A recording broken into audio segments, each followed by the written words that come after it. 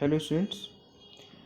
आज जो क्लास है वो कौन कौन से पॉइंट है जिनको अर्थ किया जा सकता है, किए जाने वाले पॉइंट्स होते हैं। जो अर्थिंग है आपकी सेकंड यूनिट है आपकी एडीडी सेकंड में।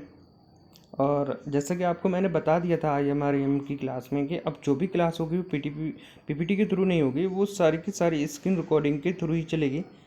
और आपको आगे इसी से कंटिन्यू रखना है और मैं जल्द से जल्द ये कोर्स कंप्लीट कराना चाह रहा हूँ। साथ ही साथ आपके जो MCQs हैं वो हम लास्ट में आपको PPT में या फिर PDF में आपको दे देंगे। आपको उनकी प्रैक्टिस करनी है और अभी समय समय देते भी गए हैं, कुछ हमने सेंड भी किए हैं व्हाट्सएप ग्रुप में।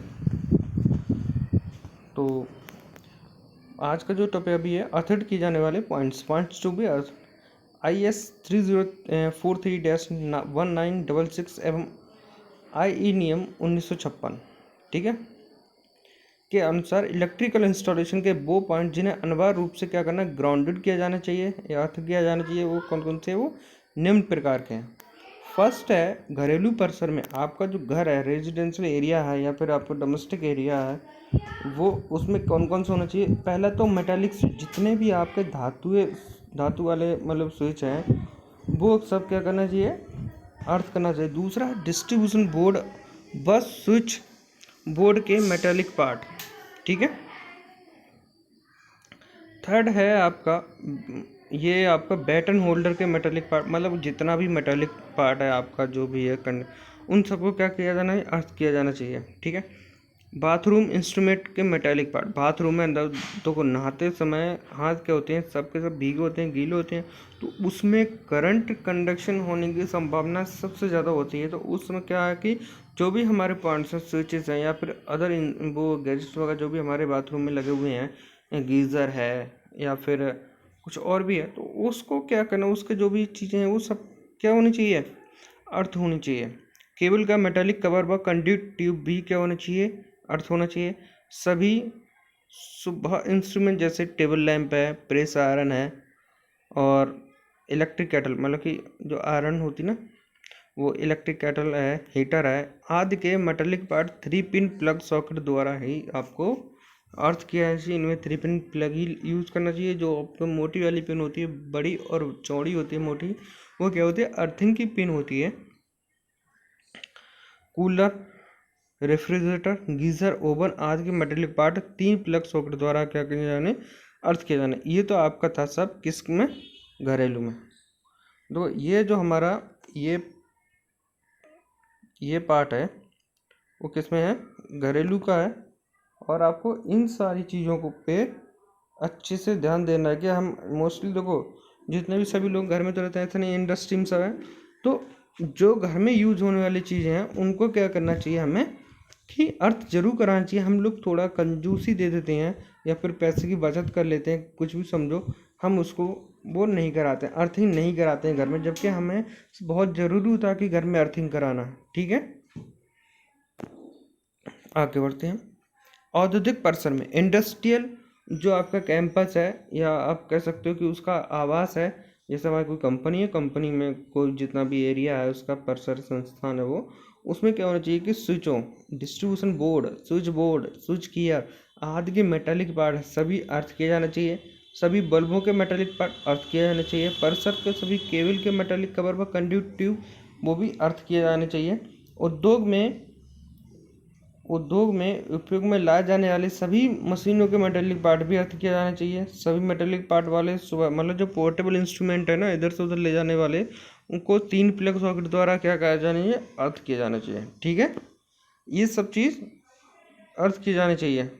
ये किसकी बात हो रही है, ये हो रही है आपकी इंडस्ट्रियल, जितना भी इंस्ट्रूमेंट वगैरह हैं आपके फैक्ट्री या कंपनी के अंदर, उन सबको भी क्या कराया जाना चाहिए, अर्थ किया जाना चाहिए, ओके।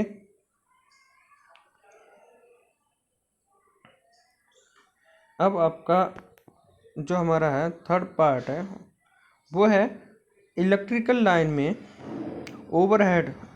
इलेक्ट्रिकल लाइन में देखो कौन कौन से, ओवरहेड के मेटालिक पार्ट को 1.309 किलोमीटर में कम से कम 4 स्थानों पर अर्थिंग किया जाना चाहिए।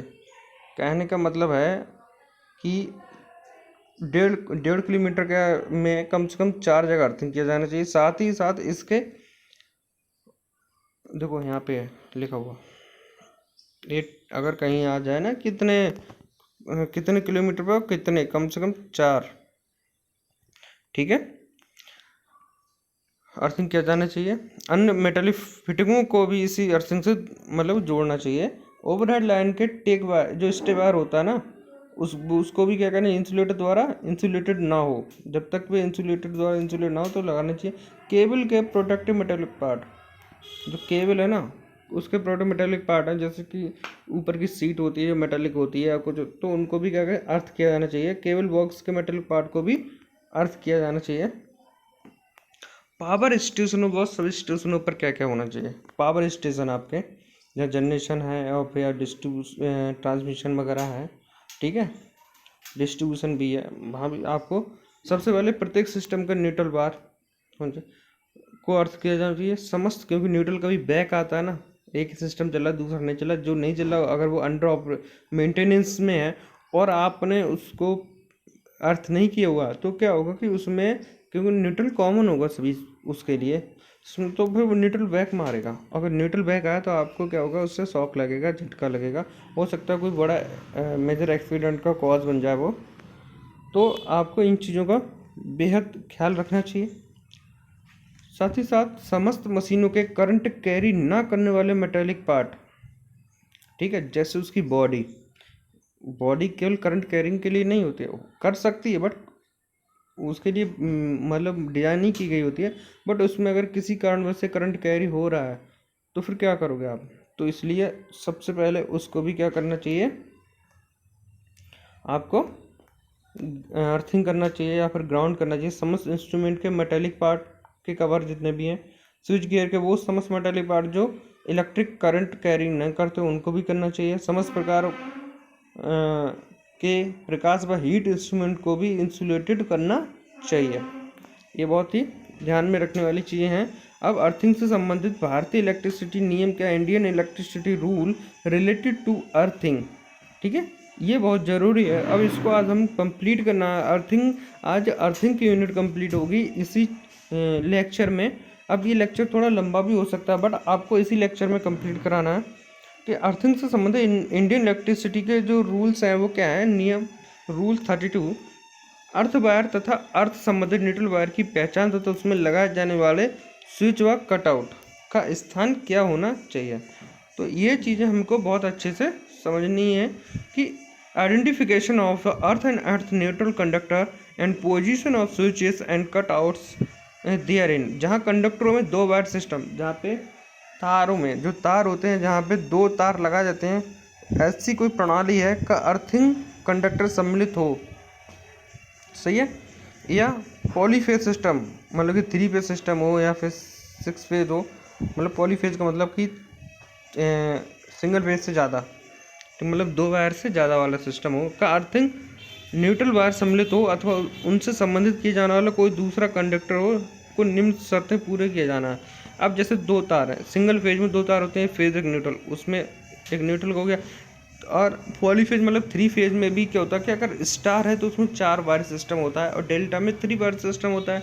तो अगर 4 वायर सिस्टम मतलब स्टार अगर संबंधित है तो स्टार में जो उसका जो एक तार है उसको क्या करना चाहिए, अर्थ वायर को ग्राउंडेड न्यूट्रल वायर या ऐसे वायर जिनको उनके साथ जोड़ा जाता है का स्वामी उन पर स्थायी पहचान चिन्ह लगाएगा ताकि न्यूट्रल कंडक्टर व लाइव कंडक्टर में स्पष्ट पहचान हो सके। ऐसे पहचान चिन्ह निम्न स्थान पर होंगे जहां अर्थ या अर्थिंग न्यूट्रल कंडक्टर सप्लायर के अधीन है, सप्लाई पॉइंट के प्रारंभ पर या उसके निकट, जहां उपभोक्ता देखो जहां अर्थ या अर्थिंग न्यूट्रल कंडक्टर सप्लाई का अधीन है, सप्लाई पॉइंट के प्रारंभ या उसके निकट होना चाहिए, सब पहली बात। दूसरी बात यह है कि जहाँ उपभोक्ता की सिस्टम का कोई कंडक्टर सप्लाई के अर्थिंग न्यूट्रल वायर से जोड़ा जाना है या उस पॉइंट पर जहाँ पर कनेक्शन किया जाना है वहाँ पे होना चाहिए। थर्ड पॉइंट है, अन्य परिस्थितियों में सप्लाई प्रारंभ होने के पॉइंट के पास या उस स्थान पर जहाँ के लिए निरीक्षक इंस्पेक्टर स्वीकृति प्रदान करे, ठीक है, जहाँ पे आपका निरीक्षक बता दे वहाँ पे होना चाहिए। जैसे अगर आप स्टार्टिंग में हो या फिर एंड में हो या फिर कहीं कोई ऐसी विशेष जगह है जहाँ पे आपका जो निरीक्षक है वो आपको बताया कि नहीं यहाँ पे नहीं यहाँ पे होना चाहिए, तो आप उस जगह पे उसको कर सकते हो। दूसरी जो है वो है आपका grounded conductor, grounded neutral wire व कंडक्टर वायर के एक साथ कार्यरत करने के लिए आवश्यक लिंक स्विच को अन्य छोड़कर निम्न परिस्थितियों के अतिरिक्त कहीं भी टू वायर सिस्टम के अर्थ कंडक्टर या अर्थ न्यूट्रल वायर या उनसे जुड़े किसी वायर पर कटआउट लिंक स्विच नहीं होना चाहिए।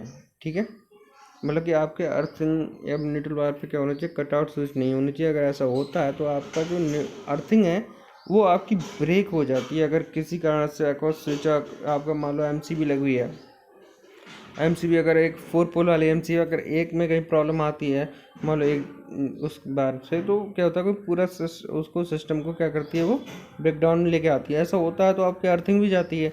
तो ऐसा नहीं होना चाहिए, उसको क्या रखना चाहिए, ब्रेकर फ्री रखना चाहिए, स्विच फ्री रखना चाहिए।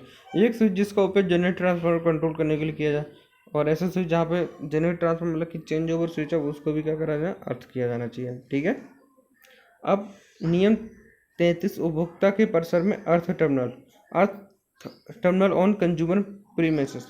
तो आपका जो एक सप्लायर उपभोक्ता के परिसर में उसके लिए एक अर्थ टर्मिनल उसकी पहुंच योग्य स्थान पर सप्लाई के प्रारंभ स्थान पर देगा और उसका अनुरक्षण मेंटेनेंस करेगा, जैसा कि नियम 58 में कहा गया है। शर्त यह है कि मध्यम, उच्च तथा अति उच्च वोल्टेज इंस्टॉलेशन होने की दिशा में उपरोक्त अर्थिंग के अतिरिक्त उपभोक्ता भी अपना स्वतंत्र इलेक्ट्रोड वाला अर्थिंग सिस्टम लगाएगा और अनुरक्षित करेगा। मतलब कि आपकी जो वोल्टेजेस है उसके अकॉर्डिंग जितनी भी अर्थिंग हो रही है उसके अलावा भी आप अपने परिसर को, अपने सिस्टम को क्या करोगे, सुरक्षित करने की दिशा से आप क्या अपना खुद का एक पर्सनल भी आप अर्थिंग कराओगे। शर्त यह भी है कि सप्लायर कोई अर्थ टर्मिनल ना भी प्रदान करे यदि परिसर राज्य सरकार द्वारा स्वीकृत दिन या उससे पूर्व की सप्लाई सिस्टम से जोड़ दिया गया हो। बस संतुष्ट हो कि उपभोक्ता भी अर्थिंग की व्यवस्था प्रभावी है। सही है, ऐसा होना चाहिए। या फिर सेकंड पॉइंट में उपभोक्ता इस बात के लिए पूरी सावधानी बरतेगा कि सप्लायर के अर्थ टर्मिनल पर उसके कनेक्शन तारों को कोई मैकेनिकल डैमेज ना पहुंचे। इस बात का भी क्या रखना है, विशेष ध्यान रखना चाहिए। सप्लायर यदि चाहे तो इस प्रकार के अर्थिंग टर्मिनल के इंस्टॉलेशन खर्च उपभोक्ता से ले सकता है, जैसे कि नियम 82 के उपनियम 2 में वर्णित किया गया है। ऐसा है कि कभी कभी क्या होता है कि आप एक्स्ट्रा अगर अर्थिंग करवाते हैं तो वो सप्लायर जो प्रोवाइडर है वो कंज्यूमर से भी आप पैसा अपना ले सकता है। अब नियम 52 के 1B का मध्यम, उच्च, अति उच्च वोल्टेज इंस्टॉलेशन नियम में provision application to the medium high and extra high voltage installation. इस नियम के उपनियम 1B के अनुसार यदि निरीक्षक आवश्यक समझे तो उन मेटेलिक पार्ट का अतिरिक्त जो कंडक्टर के रूप में प्रयोग हो रहे हों, परिसर के अन्य मेटेलिक कार्य जो परिसर के घेरे अथवा आधार प्रदान करते हों या परिसर से संबंधों को अर्थित किया जाएगा। नियम 61 में अर्थ कनेक्शन, निम्न वोल्टेज जहां वोल्टेज 125 वोल्ट से अधिक हो और मध्यम वोल्टेज सिस्टम में अर्थिंग के लिए निम्न शर्त पूरी हो तो 3 फेज वायर सिस्टम के लिए न्यूट्रल कंडक्टर को तथा 2 फेज 3 वायर सिस्टम के मध्यम कंडक्टर के 2 अलग अलग जगहों पर इलेक्ट्रिसिटी जनरेटिंग सब स्टेशन में, इलेक्ट्रिकल सब स्टेशन में दोनों में अर्थित किया जाएगा। उपभोक्ता परिसर के अर्थिंग के अतिरिक्त इनको डिस्ट्रीब्यूशन सिस्टम में या फिर विभागीय लाइन में भी एक या एक से अधिक स्थानों पर अर्थित किया जाएगा। ये बात का बहुत अच्छे से आपको ध्यान रखना है, समझनी चीज़ें हैं भी। ऐसा सिस्टम जिसमें इलेक्ट्रिकल सप्लाई लाइनों में एक केंद्रीय कंसंट्रेटेड मतलब केबलें लगी होती हैं, उनके केबलों के प्रत्येक के बाहरी कंडक्टर को 2 अलग अलग स्थानों पर क्या किया जाना है, अर्थ किया जाना चाहिए। ठीक है, मतलब कोई एक अर्थिंग फेल होती है तो दूसरी अर्थिंग आपको उसका काम करते रहेगी। 3 पॉइंट है आपका, अर्थिंग में लगाए गए जोड़ को एक लिंक से भी किया जा सकता है, जिसकी सहायता से परीक्षण के लिए या त्रुटि का पता लगाने के लिए जोड़ा या खोला जा सकता है। उसको एक लिंक के थ्रू भी आप कर सकते हो दूसरी जगह से। डी है कि डीसी करंट 3 सिस्टम में मध्यम कंडक्टर को केवल जनरेटर सिस्टम अर्थ किया जाएगा और रिकॉर्डिंग अमीटर की सहायता से उस वायर से अर्थ पर जाने वाले इलेक्ट्रिक करंट को लगातार रिकॉर्ड किया जाएगा। यदि किसी समय अर्थ पर जाने वाले इलेक्ट्रिक करंट का मान अधिक धारा के 1/1000वें भाग से बढ़ जाए तो इंसुलेशन ठीक कराने की व्यवस्था करनी चाहिए, क्योंकि अगर ऐसा होता है तो आपका इंसुलेशन क्या होता है, फेलियर होगा।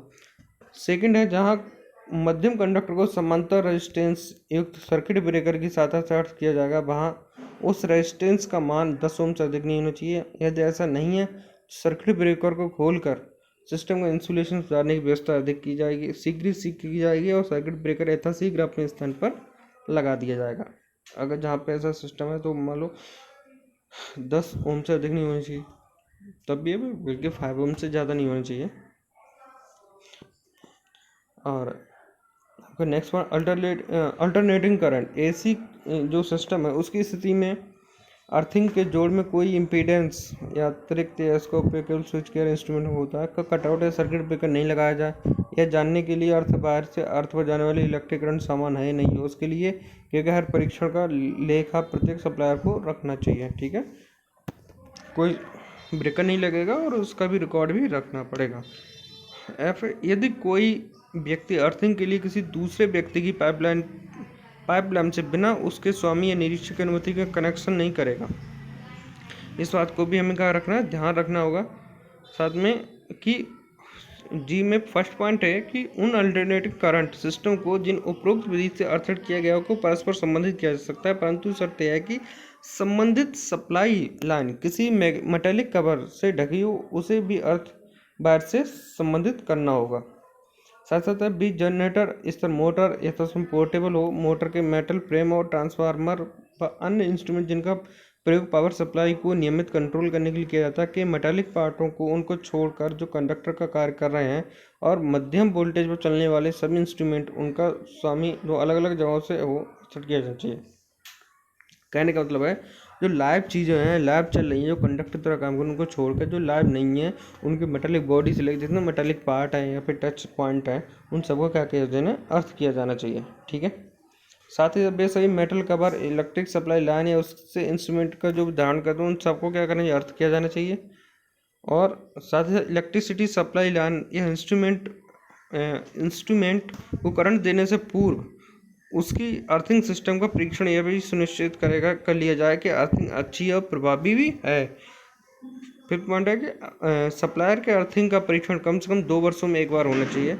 गर्मी के दिनों में किसी सूखे दिन उसके रेजिस्टेंस के लिए किया जाए। देखो रेजिस्टेंस का जो मेजरमेंट है, टेस्टिंग है, वो बहुत ज़्यादा होनी चाहिए और ज़्यादातर ऐसे दिनों में होनी चाहिए जब गर्म हवा चले, बिल्कुल सूखा हो, उससे पता रहे कि अंदर नमी कितनी है, हमारा जो रेजिस्टेंस वो कितना है। ठीक है, और 6 पॉइंट है प्रत्येक अर्थ टेस्ट का रिकॉर्ड सप्लायर परीक्षण करने की तिथि से कम 2 वर्ष बाद तक अपने पास रखेगा और निरीक्षक उसके स्थान पर नियुक्त कोई व्यक्ति या गजटेड पद पर नियुक्त अधिकारी की डिमांड पर उसका समय प्रस्तुत करेगा। मतलब उसमें रखना पड़ेगा, जब भी भविष्य में कभी मांगा जाएगा, कोई नया व्यक्ति आएगा तो उसको उपलब्ध कराना होगा। सही है, ये रूल्स हैं और इनको फॉलो करना पड़ेगा। अब नियम है 62 मध्यम वोल्टेज के लिए सिस्टम मीडियम वोल्टेज। जहाँ मध्यम वोल्टेज पे हुए वहाँ अर्थ किया उस सिस्टम के कंडक्टर बीच वोल्टेज सामान्य परिस्थिति में निम्न वोल्टेज से अधिक नहीं होने चाहिए। नियम 67 है अर्थ से कनेक्शन विद अर्थ उच्च व अति उच्च वोल्टेज पर कार्य 3 फेज सप्लाई को अर्थ करने के लिए निम्न शर्तें होती हैं। स्टार कनेक्टेड सिस्टम जिसमें न्यूट्रल वायर अर्थ हो, या डेल्टा कनेक्टेड सिस्टम जिसमें कृत्रिम न्यूट्रल जो एक बनाया जाता है न्यूट्रल अर्थ किया जाता है।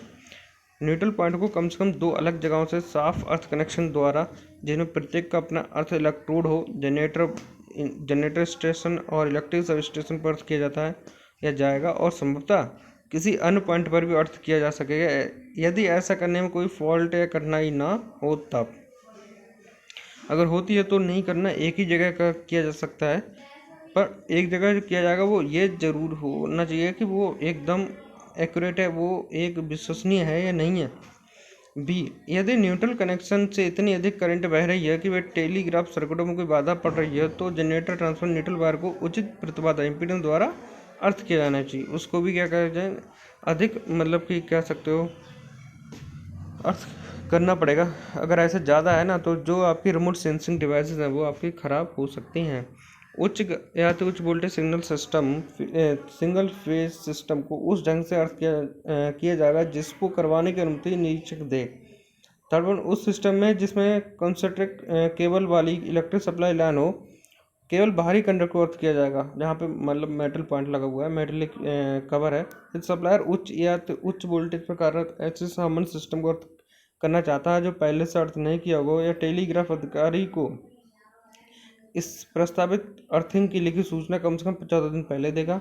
जहां अर्थिंग वायर व अर्थ कनेक्शन उच्च उच्च या अति उच्च वोल्टेज ओवरहेड लाइन के नीचे खड़े किए गए गार्डों को अर्थ कनेक्शन के लिए उपयोग में लाया जा रहा है, जहां किसी टेलीफोन लाइन या रेलवे लाइन के ऊपर से गुजरते हों और इन लाइनों पर निरीक्षक द्वारा स्वीकृत नमूने पर सेटिंग अर्थ लीकेज रिले ना लगा हो। रेजिस्टेंस 25 ओम से अधिक नहीं बढ़ना चाहिए।